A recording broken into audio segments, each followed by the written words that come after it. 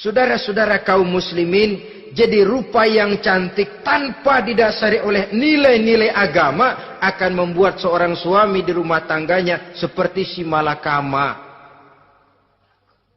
Seperti berhadapan dengan buah si malakama kalau tidak diiringi dengan nilai-nilai moral yang luhur dan bekal agama yang tangguh.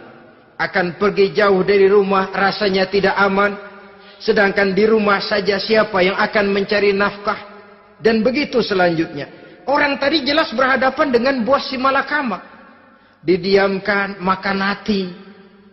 Sebab, maaf, kalau seorang suami sudah tidak punya rasa cemburu terhadap istrinya, itu kan yang disebut dayus. Dan dayus itu, jangankan masuk surga, bau surga saja dia tidak dapat. Tapi cemburu dalam artian bukan cemburu buta, cemburu dalam artian yang wajar. Dia cemburu, akan dikerasi takut kalau istrinya minta cerai, sedangkan dia cintanya sudah kadung medok bener. Si malakama jadinya. Nah, ini juga satu riwayat yang memberikan gambaran kepada kita, pilihan silakan cari rupa yang cantik saja. Cari yang cantik. Tapi kalau itu dijadikan motif utama tanpa dasar-dasar agama, saya khawatir nanti rumah tangga kita akan berhadapan dengan buah si malakama. Jadi adik-adik remaja, usaha, ikhtiar, cari yang cantik, yang kira-kira nggak membosenin, supaya kita betah tinggal di rumah, supaya kita merasa ada tempat berbagi rasa, ada tempat kita bernaung. Sebab kalau nyari bini sebini-bininya mah, ya jodoh di tangan Tuhan, kagak usah nyari juga ntar datang diri umpamanya. Iya, kalau yang datang peot. Orang harus berusaha walaupun pada akhirnya jodoh toh memang ditentukan Allah. Kan tiga hal yang kita tidak bisa menentukan itu katanya. Maut, rezeki, jodoh.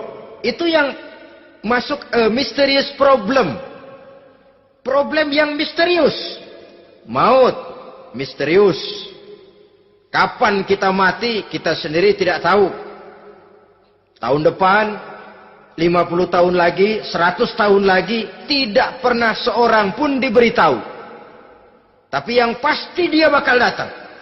Kapan dan di mananya, kita tidak tahu.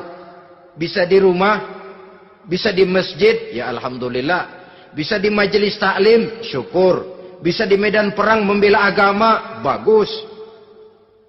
Pasti dia akan datang. Maut, mysterious problem. Sesuatu yang kita tidak tahu kapan datangnya. Rezeki, gitu juga. Sehingga orang sering bilang, rezeki katanya kayak bayangan. Kita uber-uber, dia lari. Kita diam, dia mah diam. Setengah mati kita uber-uber. Emang ukuran segitu? Segitu aja. Begitu kita nggak ngapa-ngapain, datang yang bawain rezeki. Namanya rezeki itu mysterious problem. Kadang-kadang ngobek, sungsang, sumbul, udah segala tanah orang kita ukur-ukurin.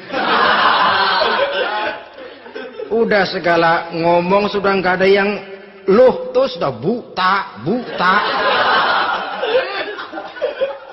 Tapi memang bayangan kalau belum rezeki ya belum. Kadang-kadang nyari kode sampai tidur di kuburan. Belepotan tanah kuburan loh. Yang aneh lagi kadang-kadang orang gila ditanyain. Allahu Akbar, ini kode-kode zaman sekarang ini. Sampai orang waras nanyain orang gila itu gimana itu. Ini sudah efek yang betul-betul negatif. Sudah jelas orang gila kok ditanya.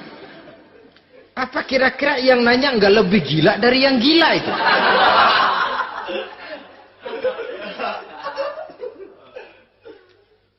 Saudara-saudara kaum muslimin, terutama adik-adik remaja dan para pemuda, jadi silakan saja cari rupa yang cantik, karena dia akan jadi tautan hati, buah hati belahan jantung, tempat kita berbagi rasa, tempat kita pulang dan tinggal di rumah tangga kita. Tapi hendaknya kecantikan rupa itu diiringi juga dengan kecantikan budi. Karena itu cari rupa yang cantik. Ini pilihan utama.